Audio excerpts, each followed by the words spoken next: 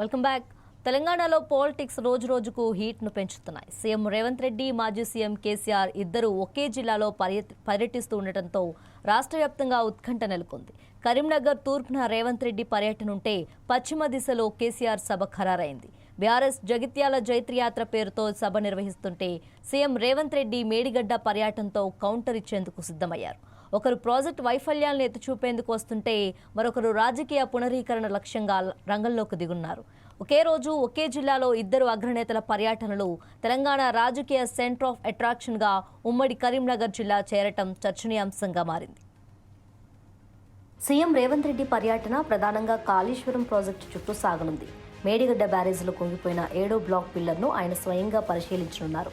అనంతరం ఇరిగేషన్ అధికారులతో క్షేత్రస్థాయిలో సమీక్ష నిర్వహించి వర్షాకాలంలోపే యుద్ధ ప్రాతిపదికన చేపట్టాల్సిన మరమ్మతులపై దిశానిర్దేశం చేయనున్నారు. సీఎం పర్యటనలో భాగంగా కాటారం మండలం నస్తూరుపల్లి వద్ద భారీ ప్రజాపాలన బహిరంగ సభను నిర్వహించనున్నారు. ఇందుకోసం కాంగ్రెస్ శ్రేణులు 40 ఎకరాల్లో భారీ ఏర్పాట్లు చేస్తున్నారు. గత ప్రభుత్వ హయాంలో జరిగిన ఇరిగేషన్ వైఫల్యాలపై రేవంత్ రెడ్డి ఈ నివేదికగా విరుచుకుపడే అవకాశం ఉందని పార్టీ వర్గాలు భావిస్తున్నాయి. మాజీ సీఎం కేసీఆర్ చాలా కాలం తర్వాత బహిరంగ సభలో పాల్గొనబోతున్నారు. జగిత్యాల్లో బీఆర్ఎస్ నిర్వహించే ఈ సభకు భారీ ప్రాధాన్యత ఉంది. మాజీ మంత్రి జీవన్ రెడ్డి గులాబీ గూటికి చేరుతున్న తరుణంలో కేసీఆర్ తన ప్రసంగం ద్వారా క్యాడర్లో కొత్త ఉత్సాహాన్ని నింపాలని చూస్తున్నారు. దాదాపు 1,00,000 మందిని సమీకరించే లక్ష్యంతో బీఆర్ఎస్ నేతలు నియోజకవర్గాల వారీగా ఇన్ఛార్జిని నియమించారు.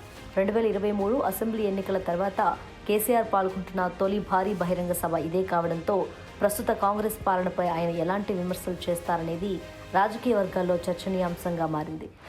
పర్యటనల నేపథ్యంలో ఇరు పార్టీల నేతలు మధ్య డైలాగ్ పీక్స్ చేరింది. అవుట్డేటెడ్ నేత జీవన్ రెడ్డి కోసం కేసీఆర్ సభలు పెట్టాల్సిన పరిస్థితి వచ్చింది. ప్రజలు తిరస్కరించినా కేసీఆర్ ఇంకా భ్రమలోనే ఉన్నారని కాంగ్రెస్ నేతలు ఎద్దేవా చేస్తున్నారు. కేసీఆర్ గర్జన వింటేనే రేవంత్ రెడ్డికి వణుకు పుడుతుంది. ఇన్ని రోజులు పట్టించుకోని మేడిగడ్డను కేసీఆర్ సభ రోజే రేవంత్ సందర్శిస్తున్నారంటే అది భయం కాక మరేమై ఉంటుందని బీఆర్ఎస్ శ్రేణులు ప్రశ్నిస్తున్నారు. ఒకే రోజు ఇద్దరు అగ్రనేతలు తలపడుతూ ఉండడంతో ఏప్రిల్ 20న తెలంగాణ రాజకీయంగా ఎవరు పైచేయి సాధిస్తారో అన్నది ఆసక్తిగా మారింది.